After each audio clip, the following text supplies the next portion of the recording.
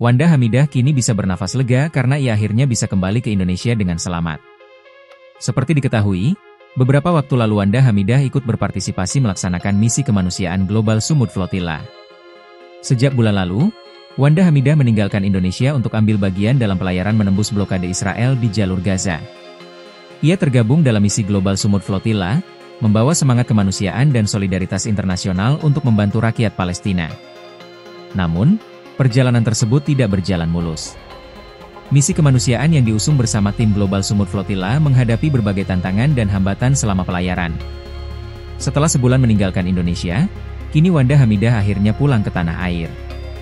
Kepulangannya kali ini disambut hangat oleh keluarga dan kerabat.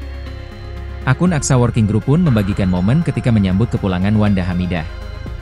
Mereka menggelar acara ramah tamah bersama keluarga kedua delegasi di rumah makan pagi sore Jeruk Purut, Cilandak, Jakarta Selatan pada Sabtu 4 Oktober. Suasana acara ramah tamah itu pun berlangsung penuh haru dan emosional. Mengenakan kefiyeh, Wanda Hamidah tampak hikmat saat menerima sambutan. Dalam acara tersebut, Wanda Hamidah mendapat pujian karena memiliki semangat juang yang luar biasa.